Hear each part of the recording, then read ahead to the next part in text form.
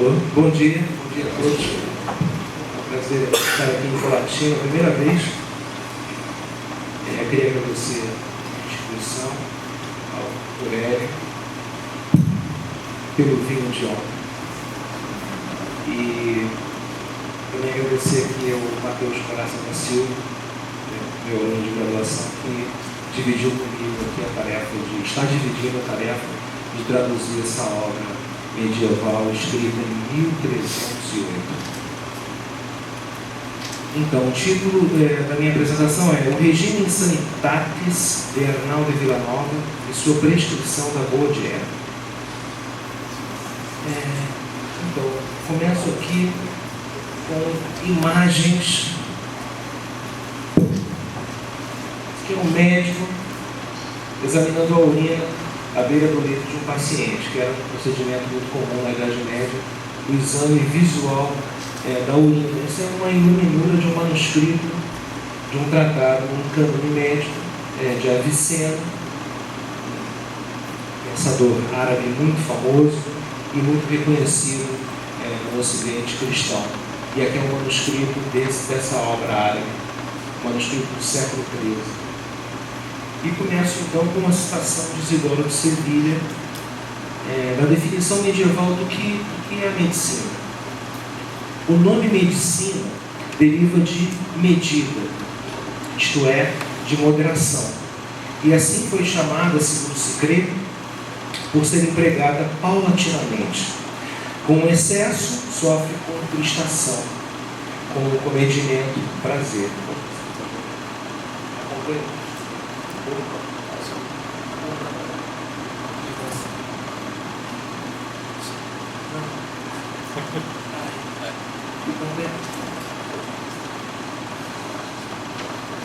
Vamos lá. Tratado das etimologias de Isidoro de Sevilha, que viveu na segunda metade do século VI e no início do século VII. Vamos lá. O corpo, sua conservação, seu bem-estar, sua beleza. Estética corporal. Nunca na história houve uma preocupação tão grande com o físico.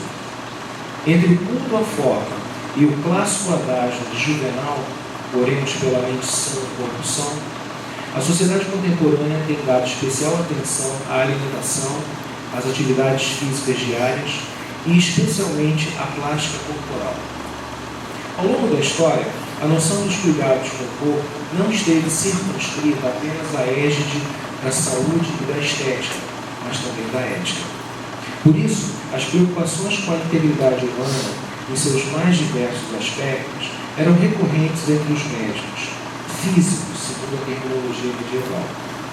Assim pensava Arnaldo de Villanova, renomado médico da corte de Aragão. Formado em medicina na Universidade de Montpellier, onde depois trabalhou como professor, Arnaldo defendeu a noção de que a saúde do corpo estava intimamente ligada ao bem-estar emocional e moral do indivíduo, mesmo a linha de pensamento dos precursores Hipócrates e Galeno. Quando escreveu o tratado As Regras da Saúde de Jaime II, por nós traduzido pela primeira vez do catalão medieval para o português, Villanova revelou não só a preocupação com a saúde física do monarca, mas também com a integridade de todo o reino. Caso o rei ficasse doente, seus domínios padeceriam com ele. Afinal, o soberano era considerado a cabeça da sociedade e o conjunto de suas terras e de seus súditos, o corpo. Para que um estivesse saudável, o outro também precisava estar. Era uma relação quase simbiótica, algo impensável em nossos dias. Os 18 capítulos que compõem as regras, 11 são dedicados a um aspecto primordial para a conservação da saúde, a Baudière. Frutas, verduras e legumes compõem boa parte da obra do médico medieval. Como consumi-las, prepará-las, mesclá-las. Trata-se, por isso, de um documento médico com especial sabor culinário.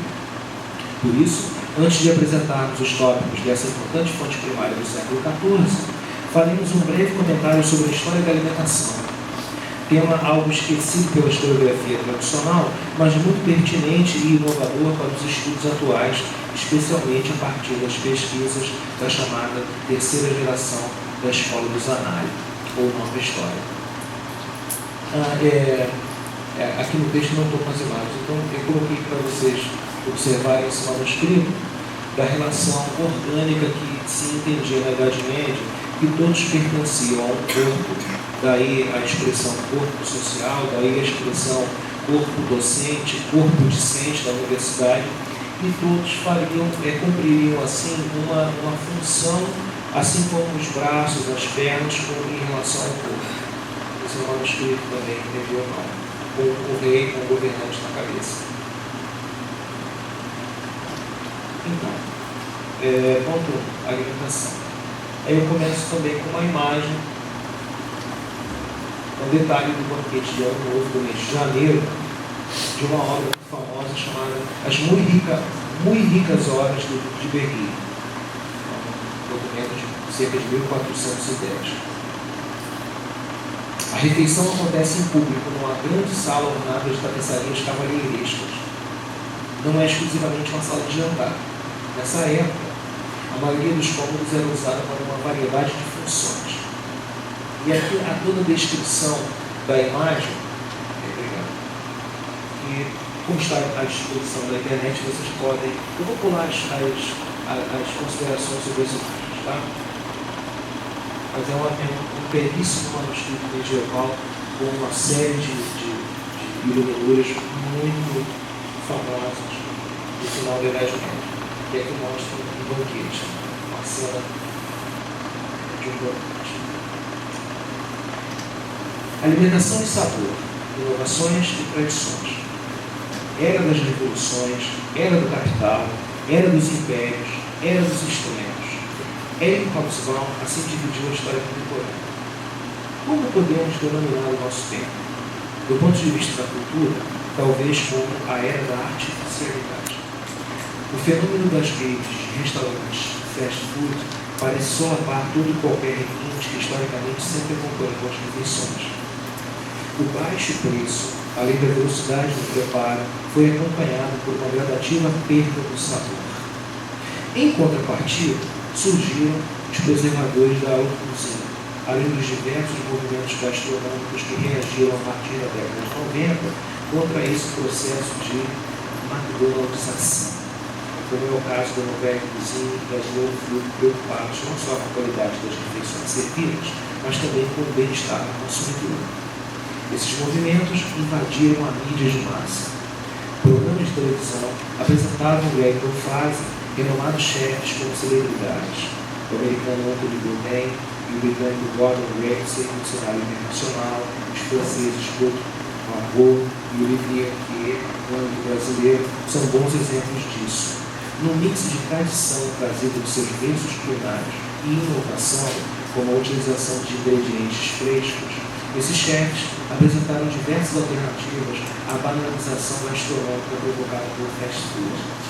Contudo, esbarramos em duas noções primordiais para o entendimento que veio a ser chamada história da alimentação, ou, como preferido por Friedman, história do sabor, tradição e inovação.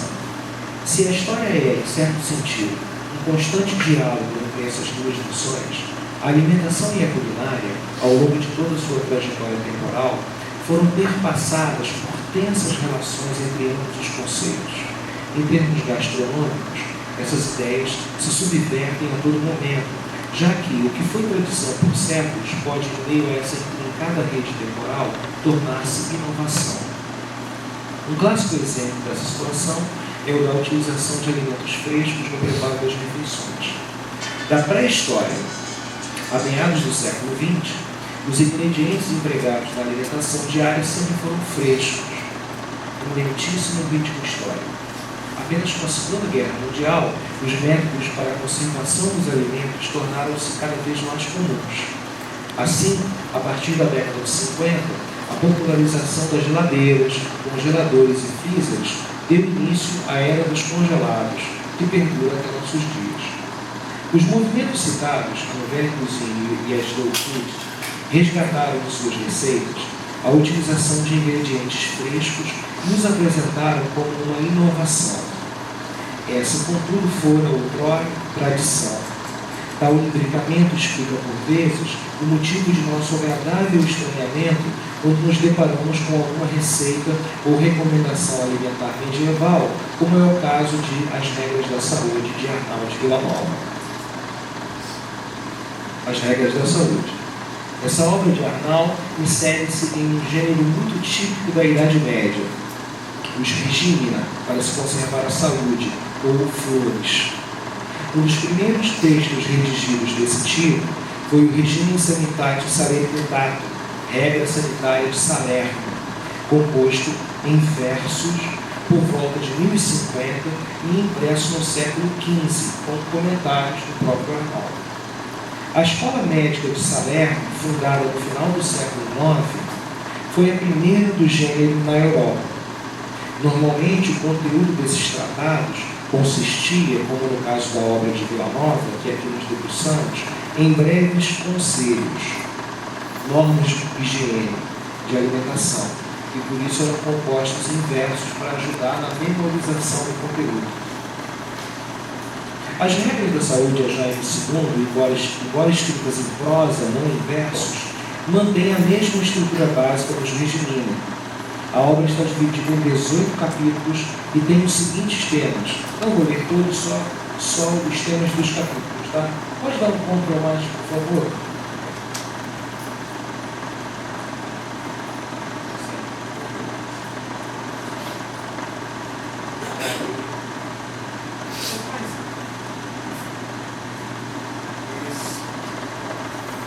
Então, o ar, capítulo 1.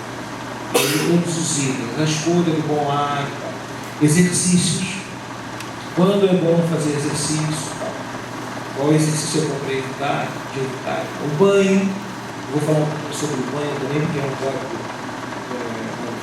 muito batido por Hollywood. Comer e beber, a hora de comer, a digestão, a quantidade de comida, da pimenta, do vinho, o descanso, da união carnal, que é um trechinho que ele fala sobre as relações sexuais, vou comentar também, muito engraçado, da alma, a tristeza, a alegria, a melancolia, os grãos, um capítulo interessante sobre a sêmola, a cevada, arroz, aveia, os legumes, grãos de bico, feijões, o ato de comer legumes, porque é importante comer legumes, tá? As frutas, as amoras, ameixas, figos, uvas, pêssegos, damascos, pepinos, melões, melancias. Ele é um capítulo interessante que ele aborda cada uma dessas, pode ser grande, aliás, pera com queijo, amêndoa, hortaliças, espinafre. Algumas estão dando muito trabalho porque fazer a tradução de frutas e tal para o português, até encontrar o nome em português da fruta, do legume é um pouquinho complicado. Algumas, inclusive, que eu nem conhecia. A cebola, a cenoura, tal, raízes, as carnes, várias carnes, leitão. Comia os seus pulmões, coisa que eu não sabia. Os derivados, manteiga, ovos, leite, coalhada, os peixes. Vejam que um tratado médico é basicamente, em boa parte, é um tratado de culinária. Tá? Os condimentos, a mostarda, a rúcula, o ato de beber, vinho com pimenta, coisa que eu também não sabia que se bebia vinho com pimenta. Das hemorroidas, porque o rei sofria de hemorroidas. No capítulo das hemorroidas nós não chegamos ainda. Então essa é a estrutura básica da obra. Vamos lá. Como se pode perceber ao lermos os itens dos 18 capítulos, o tema que merece a maior atenção do médico e do nutricionista é o que hoje chamamos de nutrologia, ou nutrição clínica, em especial a nutrição das frutas. Talvez por esse motivo, além de ser um documento da história da medicina, as regras da saúde abarquem a história da alimentação.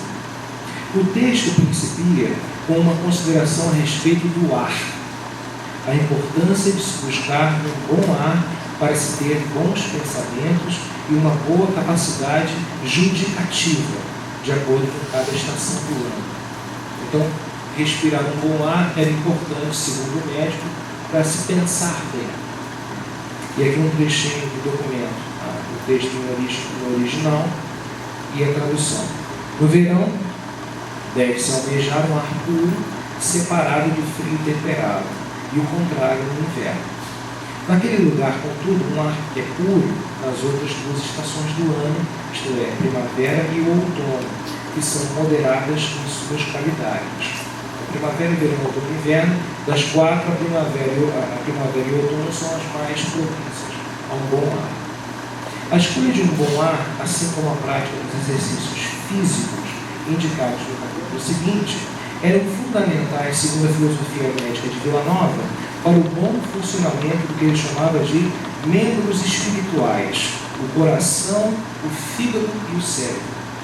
Deles provinham os espíritos do corpo, portadores do entendimento e das virtudes necessárias ao rei.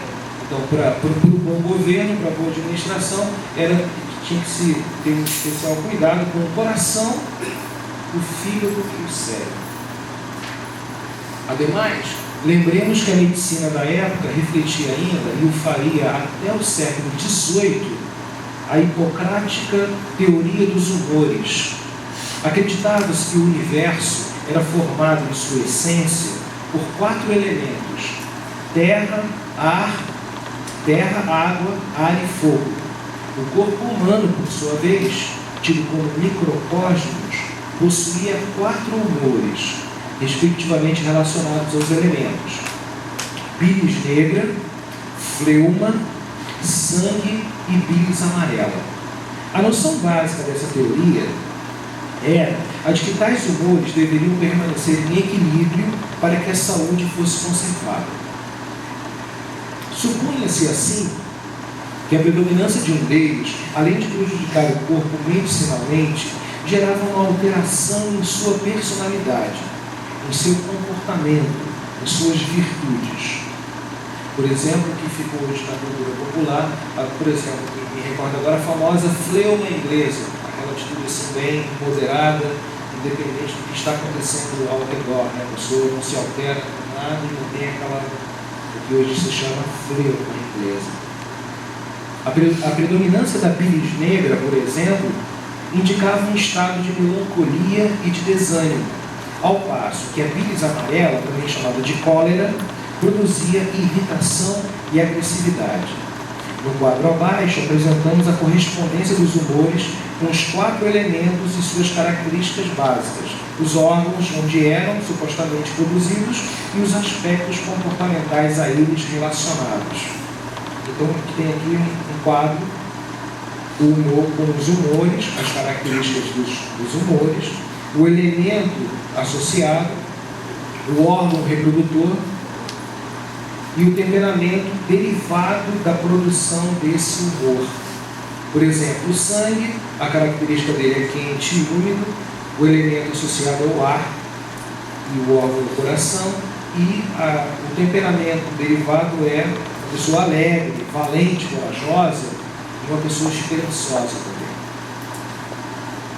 De acordo com tal teoria, portanto, a tríade formada por um ar de qualidade, atividades físicas praticadas regularmente e uma dieta adequada era essencial para se atingir um estado temperado. O equilíbrio entre os humores ditava as prescrições médicas mais apropriadas. Uma medicina que, como dissemos, estava não apenas preocupada com a integridade física, mas também moral dos seus pacientes. Contudo, era na dieta que residia o âmago dos escritos de Arnaldo de Vila Nova. As outras recomendações, na maioria das vezes, eram dadas com vistas a proporcionar ao corpo a melhor digestão possível, fosse pela influência da teoria ou moral, fosse pelo entusiasmo da doutrina católica por uma alimentação mais moderada, com ênfase nos jejuns. O fato é que um dos elementos mais antigos e contínuos de padrões alimentares é na relação entre dieta e virtude. A boa dieta, pois, era o sustentáculo de homens virtuosos.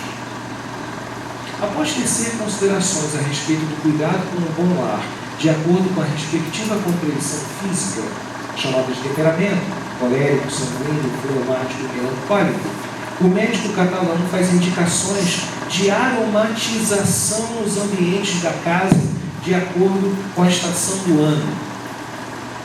Por exemplo, estou lembrando aqui da tradução, deu um trabalho, aloés, incensos, madeira de zimbro ou cipreste no inverno e sândalo com folhas de murta secas, os seus ramos, ou ainda com rosas secas no verão.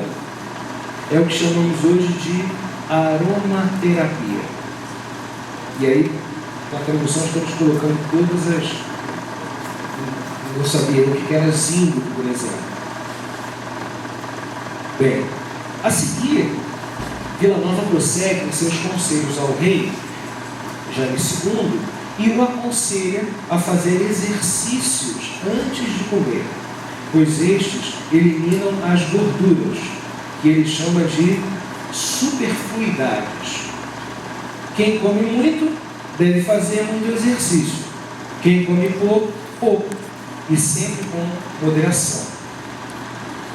É então que chegamos a um dos temas mais mitologizados pelo senso comum a respeito do período medieval, os banhos. Eu preciso contar uma historinha sobre esse item aqui, uma coincidência.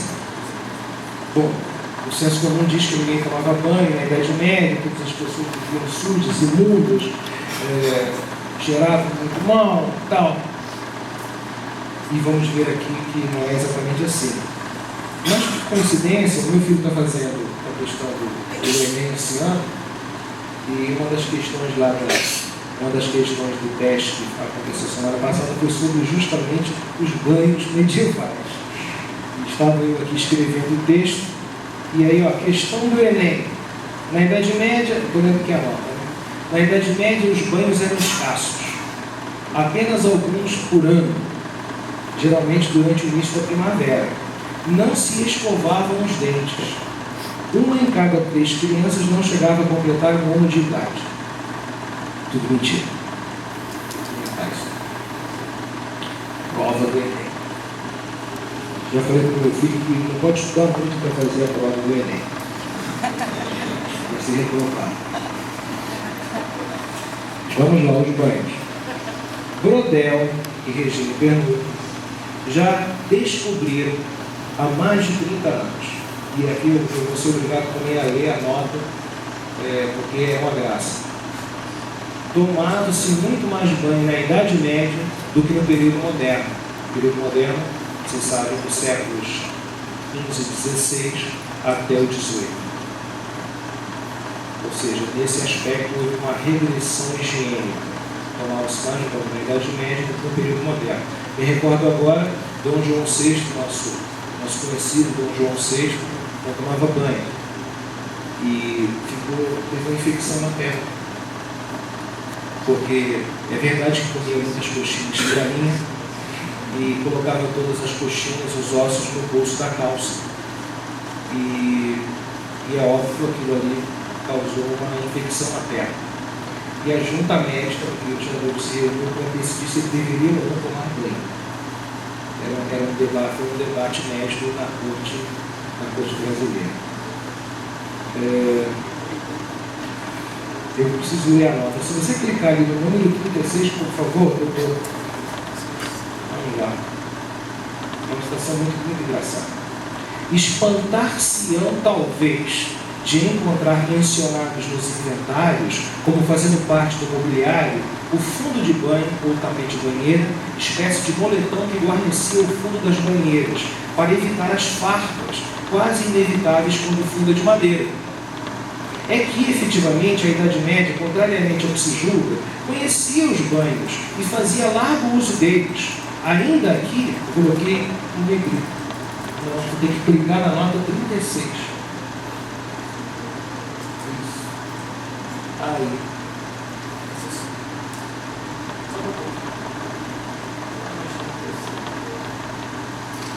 Pensa um pouquinho. Relação.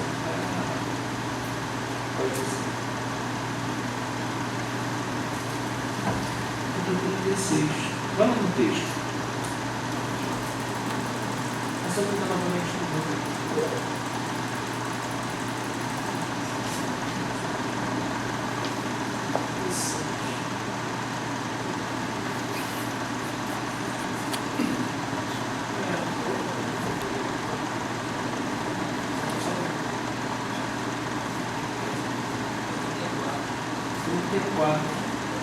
É 34. Aqui a numeração está errada, perdão. Vamos lá. Esse tema é divertido, vamos repetir. Espantar-se-ão talvez de encontrar mencionados nos inventários, como fazendo parte do mobiliário, o fundo de banho ou tapete de banheira, espécie de moletom que guarnecia o fundo das banheiras para evitar as farpas quase inevitáveis quando o fundo é de madeira. É que, efetivamente, a Idade Média, contrariamente ao que se julga, conhecia os banhos e fazia largo uso deles, ainda que conviria não confundir as épocas, atribuindo indevidamente ao século XIII a porcaria repelente do século XVI e dos que se lhe seguiram até os nossos dias. A Idade Média é uma época de higiene e limpeza. Se não se tomava banho todos os dias na Idade Média, poder-se-ia afirmar que se trate de um hábito generalizado na nossa época. Pelo menos os banhos faziam parte da vida corrente. A banheira é uma peça do mobiliário. E os banhos públicos eram muito frequentados. Podemos mesmo espantar-nos de ver no século XIII alguns bispos censurarem as religiosas das cidades latinas do Oriente por irem aos banhos públicos. Mas isso prova que, não tendo casas de banho instaladas nos seus mosteiros, elas não deixavam por isso de conservar os seus hábitos de limpeza. Pode voltar. Só clicar 3 vezes na isso. E aí eu separei, tem dezenas de pinturas, iluminuras, afrescos de parede. Você tem uma cena aqui, uma esposa lavando o marido, dando banho no marido, esfregando as costas e tal. Essa mulher, em uma profunda tina de madeira, aí descobri coisa que eu não sabia, foi informação da minha esposa, o tal do ofurô. Vocês conhecem o ofurô? Eu não conheci o ofurô. Exatamente como um ofurô. O homem toma banho enquanto sua esposa amorosamente o esfrega. Cena, aliás, típica na história da civilização, pelo menos até o século XIX. Vocês devem recordar esses filmes de faroeste, os mais antigos, de vez em quando mostra lá alguém tomando banho numa tina dessa de madeira. É óbvio que a água parada fica suja e tal, mas está tomando banho. E aí eu coloquei aqui uma indicação de um artigo em inglês que tem uma vasta bibliografia com fontes primárias sobre os banhos. E eu acrescentei uma. O filósofo que eu estudei, o Ramon Llull, escreve uma obra para o filho e ali ele diz que um bom banho, às vezes, vale muito mais do que uma consulta médica. Que os médicos na Idade Média não têm boa reputação porque não conseguem salvar muitas vidas. Então, às vezes, um bom banho é melhor que sangria, dieta, vômitos. Se praticaram esse ato de vomitar para... Volta para a cena, né? O doutor Hélio, por favor, é muito bonitinha essa planta. Esfregando o marido. Não, imagino eu que seja marido, eu não fui pesquisar em tudo, né?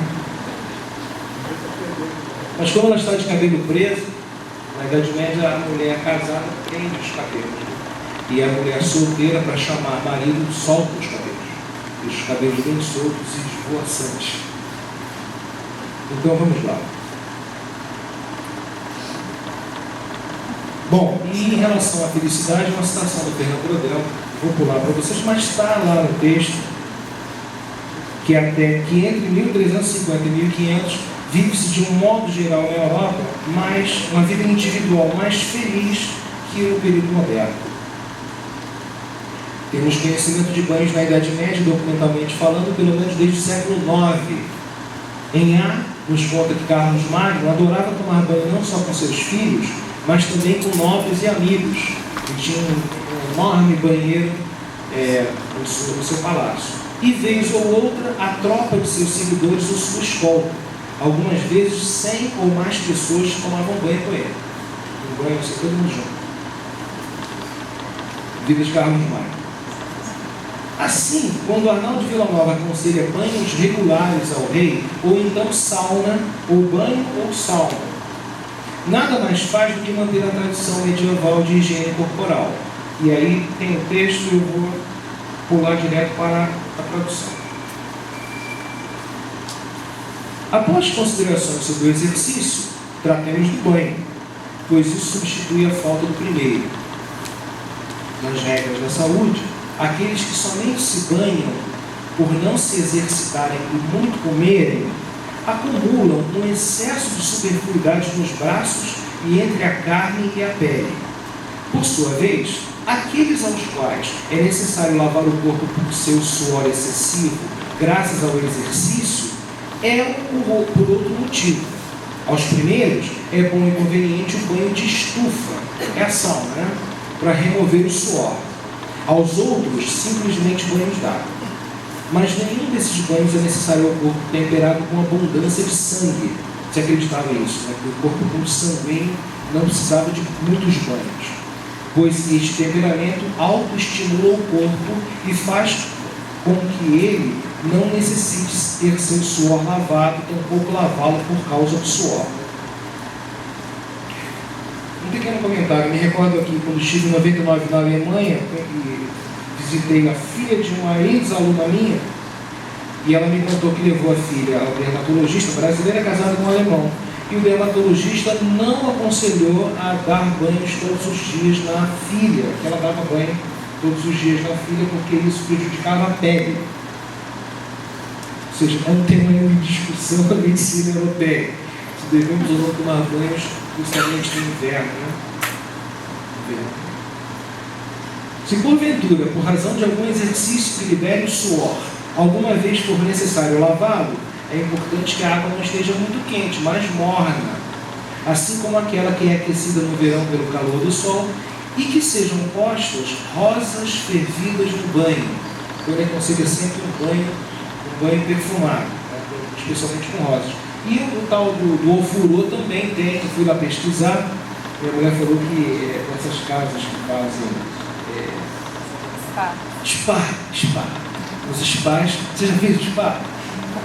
Spa tem ofurôs com rosas em cima da água, né, para a gente rica. Na Idade Média era para gente pobre também. Rosa você corre e tal, vamos lá. Eu posso contar só mais uma sobre o banho? Fui jogar bola com um amigo meu alemão, Christian Hauser, Stuttgart. Vamos jogar bola.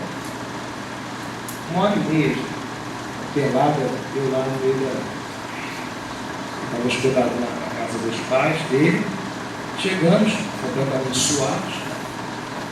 E ele vira para mim, ele já conhecia o Rio de Janeiro, eu tinha visitado o Brasil, eu estudava, aliás, no período de Getúlio Vargas, um alemão estudando história do Brasil. E ele vira para mim, chegamos no futebol. Você pode tomar banho, você sabe, eu não vou tomar banho, você sabe, eu sou alemão. E dormiu sem tomar banho.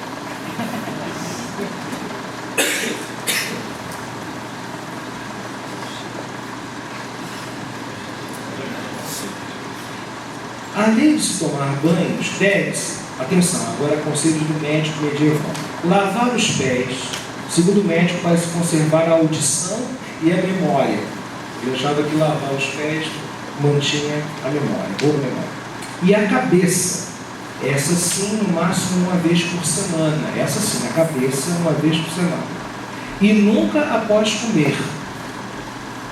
Deve-se ainda comer moderadamente, de modo que o ventre não se inflame em demasia, e com uma correta mastigação. Achei isso muito interessante. Mastigar lentamente, né? Em relação à bebida, Arnaldo desaconselha que se beba vinho mesclado com gesso, coisa que eu não sabia. Bebia-se vinho com gesso ou cal, ao que parece um hábito da época. E aí me recordo que o Mateus Coraça me disse que no Brasil ainda se costuma fazer doces em conserva com cal. É isso mesmo, né, Mateus? Porque isso torna o alimento mais saboroso. Eu não sabia. No Brasil ainda se faz doce em conserva com cal. Muito bem. Há vários conselhos de como se deve descansar. Atenção. Inclusive com uma breve prescrição sobre a vida sexual. Atenção. Não se deve ter relações sexuais após comer, mas depois de ter dormido, e com um intervalo conveniente entre um ato e outro, pois a ejaculação envelhece o homem e faz com que o decaimento chegue antes do tempo. Ele acreditava que quando o homem ejacula muitas vezes, ele envelhece também precocemente. Vamos lá. Hoje se diz assim, a pessoa está muito rodada. Eu falo no popular. Envelhece antes do tempo. Pães, legumes, frutas, hortaliças e carnes. Vamos entrar agora no âmbito do documento. Feitas as considerações acerca do melhorar, dos exercícios físicos, dos banhos e das relações sexuais, chegamos ao que parece ser o núcleo da fonte, ou dieta. Conforme dissemos, a alimentação tinha um importante papel na manutenção da compleição física, ou temperamento. O equilíbrio entre os humores e, portanto, entre os alimentos consumidos era essencial. Arnaldo de Villanova, nesse sentido, reflete em seu tratado os anseios pela moderação apregoados desde a Antiguidade Clássica, com os quais se rompeu abruptamente quando das invasões bárbaras do início do medievo. A gulodice, muito comum entre os reis medievais, era um comportamento tipicamente pagão. Os tratados narram muitos banquetes, as pessoas se empanturrarem, beberem, comerem até passarem mal, né? E esse comportamento preocupava a igreja. Também me recordo aqui de meu avô. Metade da família da minha mãe é muçulmana. Safã, S-A-P-H.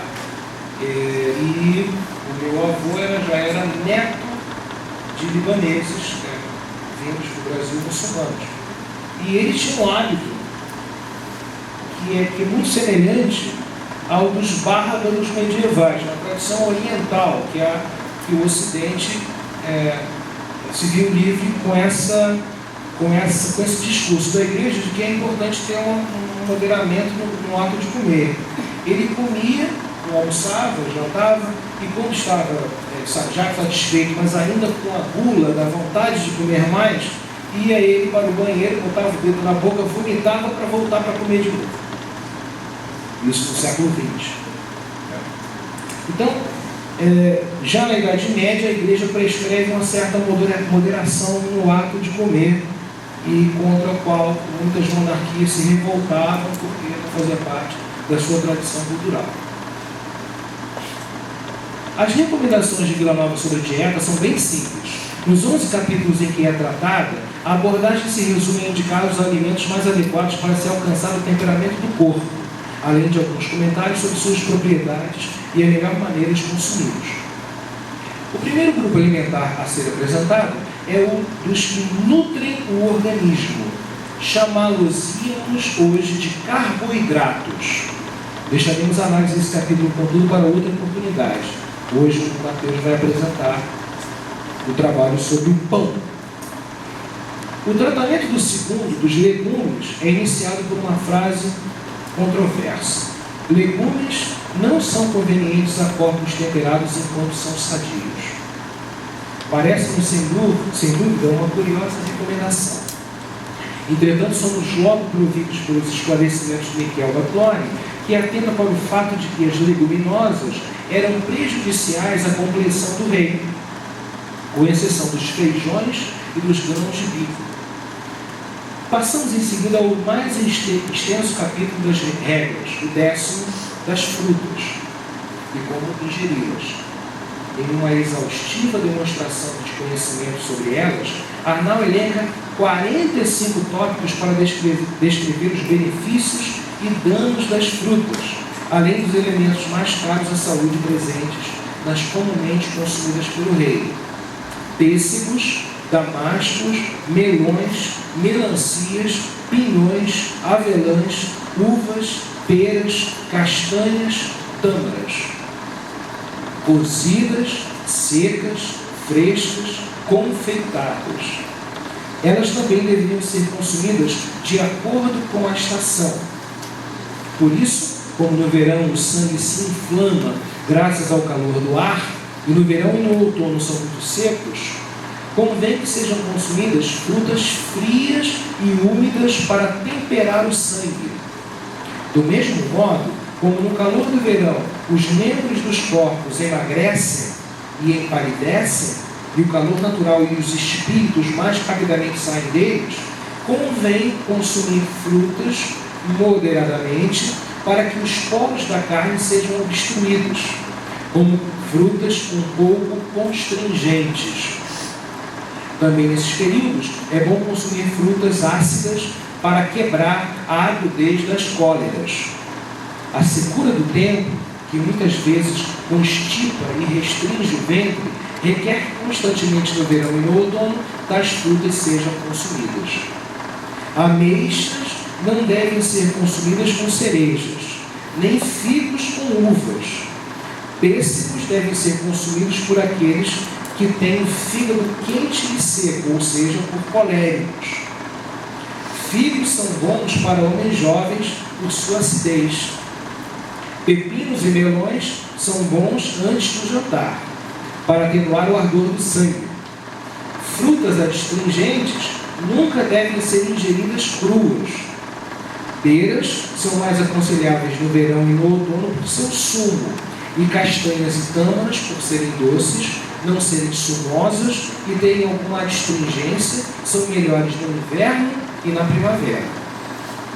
Essa imensidão frutífera era parte fundamental da farta, porém saudável, dieta do soberano de Aragão. Um aspecto interessante das recomendações de Vila Nova era a preocupação se determinados alimentos, e sobretudo frutas, causavam ou não prisão de ventre. É possível que isso se deva às diagnosticadas hemorroidas do rei, visto que o intestino solto é não só prejudicial, mas extremamente doloroso para quem sofre de tal doença. A obra trata ainda das hortaliças, raízes, cebola, couve, rabanete, cenoura e xilívia, carnes, derivados do leite, peixes, linguados, esturjões, baleias e atuns, condimentos, mostarda, rúcula, mel, açúcar, pólvora, era usada como condimento, salsa, sarmento, regras para se beber e, por fim, conselhos para mitigar as hemorroidas. Por isso, desculpamos-nos com nossos leitores e ouvintes, já que a exiguidade do tempo dessa palestra, a extensão do tema e a riqueza temática da obra não permitem que façamos uma abordagem mais aprofundada de toda a fonte. Queremos destacar, contudo, a riqueza gastronômica das mesas medievais. Um tratado como o de Arnal de Vila Nova evidencia que, ao contrário do que apregoam muitos que desconhecem esse período, comia-se muito bem na Idade Média. E aí eu coloquei aqui uma extensa nota, a mesa popular, porque aqui estamos vendo, é claro, a mesa do rei. Em contraposição, a mesa popular, que aqui no meu é nota 43, mas aí deve ser 41. No final do comia-se muito bem na Idade Média. Eu preciso ler para vocês terem uma ideia da alimentação média da população.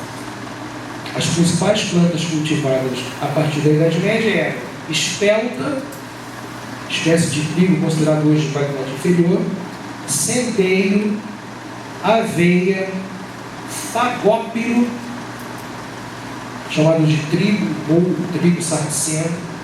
Do mundo antigo, a Idade Média recebeu de herança a cevada, o panço e o sorgo. Por sua vez, a dieta medieval, especialmente japonesa, era composta de porco, criado não em cercas, por sua vez, se alimentavam nos bosques com colotas de carvalho, sopas de cevada e de espelta, papas de milhete ou sorgo, pão rústico, vários tipos, micha de centeio, de espelta, de farinha de aveia, manteiga e queijos, de ovelha ou de cabra, mel, cebola, alho poró, alho. O alho é um item tipicamente camponês. Os nobres evitam comer alho pelo seu fedor. Né? Uma coisa que deixa os nobres particularmente hostis no meio social em relação aos camponeses é que eles acusam os camponeses sempre na documentação de federem a alho, terem cheiro de alho. Né? Os camponeses comem muito alho.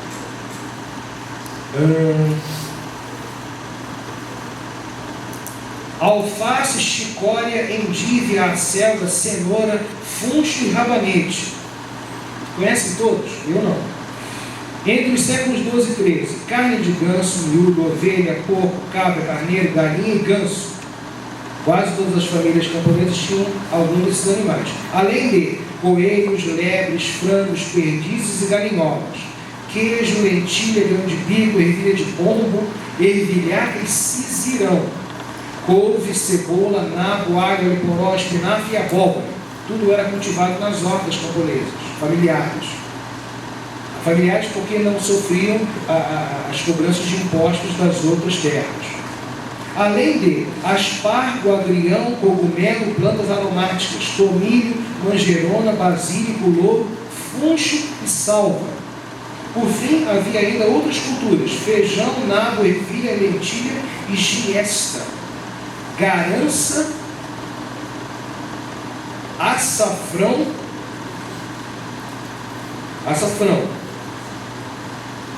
cardulinho e cânhamo. Tudo isso era consumido. E essa era a base alimentícia da maior parte da população. Eu não sou nutricionista, mas imagino que seja uma boa dieta para você manter um corpo, ao contrário, por exemplo, da nobreza, que comia peixes gordurosos, vinho com carnes com gordura, etc. Havia uma diferença básica. Os camponeses comem cozidos e os nobres comem assados. Os camponeses cozidos e bebem cerveja, e os nobres assados com vinho. Basicamente essa é a dicotomia. Coloquei aqui só para dar uma visão um pouco mais abrangente de que se come muito bem na Idade Média. E foi por isso que a Europa deu esse salto de conquista do mundo nos séculos XV e XVI. Apesar da peste negra de 1340. As pesquisas mais recentes revelam que esse panorama devidamente nuançado, panorama do Arnal, é claro, podia ser observado da base ao topo. Os camponeses, muito próximos daquilo que produziam nos campos, tinham nos pães, nas frutas, hortaliças e peixes o âmago de sua dieta. As cortes reais da Europa, à medida que avançavam no seu processo civilizador, substituíram paulatinamente as gordas carnes de caça a que estavam habituadas por esses alimentos mais leves. A desbarbarização desses entorrais nobiliárquicos, portanto, foi também manifesta em seus hábitos alimentares. A diversificação dos alimentos e o refinamento dos pratos consumidos aparecem na documentação como fatos incontestáveis. Uma sociedade que definitivamente alimentava-se melhor que nos séculos passados, embora a busca pelo requinte já anunciasse na própria gastronomia sinais de uma clivagem social entre a nobreza e as camadas mais modestas. Veja aqui a minha conclusão, a nossa conclusão. As regras da saúde, já no segundo, marcam um momento de inflexão na história da medicina medieval.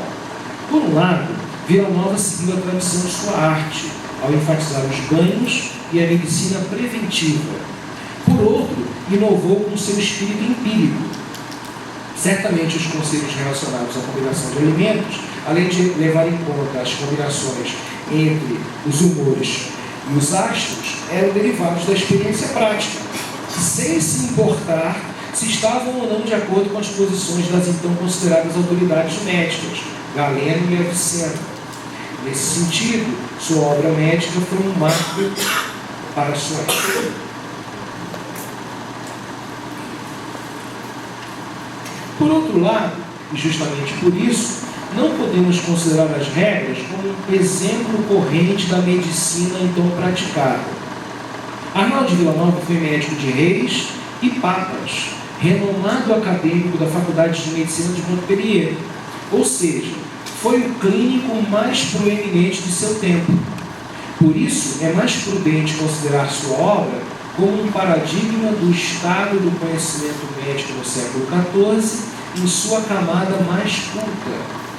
Mesmo assim, a abrangência e riqueza do conteúdo das regras faz com que esse importante documento, traduzido por nós pela primeira vez para o português diretamente, da excelente tradução catalã do latim, feita pelo cirurgião Berenguer Xavier, a pedido da rainha Blanca de Anjou, seja uma fonte quase inesgotável para que estudiosos conheçam e investiguem não só as prescrições médicas e a relação médico-paciente, mas os hábitos tanto alimentares quanto higiênicos das elites europeias do final da Idade Média.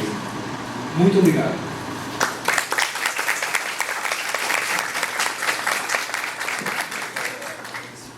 Pode ficar, a gente vai abrir para algumas perguntas. Tomava um banho.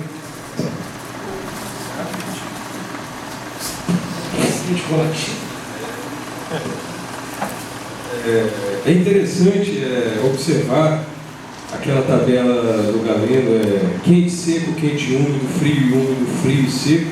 Ela é utilizada por cardiologistas contemporâneos na classificação de insuficiência congestiva, acho que pela Academia Americana de Medicina. Sim, século XXI. Agora, é contemporâneo mesmo. Então é engraçado como a linguagem descritiva, ela informa ao paciente se está congesto ou não, úmido ou seco, frio ou quente. Então esses conceitos vão permeando a nossa cultura até o século XXI. Outra coisa interessante, a tradição da medicina era preventiva e incluía nutrologia. Nutrologia hoje em dia é a novidade da medicina. O nutrólogo é a especialidade mais recente que a medicina tem. O nutricionista está a muito espaço na nossa frente nesse aspecto. Mas se você observar toda essa questão da dieta, da orientação, do médico se preocupar com a visão holística do paciente, isso é a tradição e a bagagem que a medicina tem que resgatar. Então, esse estudo histórico, não só pela questão ética, mas pela questão da preocupação com o aspecto geral do ser humano, é indispensável. A gente vai ver que a raiz da medicina foi, deve continuar sendo, essa atenção realmente geral para o paciente. Inclusive no juramento de Hipócrates, eles juram por Higéia, da onde deriva higiene, a deusa dos bons hábitos e bons costumes e da higiene corporal, extremamente valorizada na civilização grega clássica. Né? Mas vamos abrir para comentários, perguntas. Alguém gostaria de fazer alguma pergunta ao professor Ricardo? Antes das perguntas, eu queria só fazer um pequeno comentário também, que eu ainda peguei na década de 60, criança.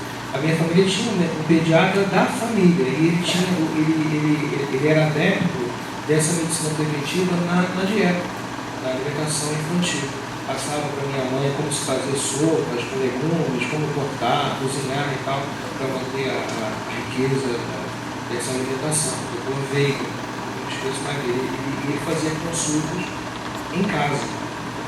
Então veio, era pediatra muito renomado de Copacabana na década de 60, 70. Essa é uma tradição que se tenta resgatar de certa forma hoje em dia com o médico de família, as visitas domiciliares. Isso realmente é uma tradição da medicina e por várias formas se tenta resgatar isso. Interessante também, dieta, qualidade do ar e exercícios. Toda medicina preventiva hoje em dia, dieta, qualidade do ar, poluição ambiental, aquela história toda, e exercícios. Então, realmente muda a época, muda o endereço, mas as coisas permanecem muito semelhantes ainda hoje. Abrir para as perguntas. Alguém gostaria de fazer alguma pergunta sobre a obra, sobre a história da medicina, a parte medieval? Fiquem à vontade. Por favor. Todos tranquilos, então? Vamos seguir adiante? Eu queria só fazer uma observação que eu tinha lido um livro muito curioso. Não é nenhuma pergunta, mas certo, eu gostaria de confirmar.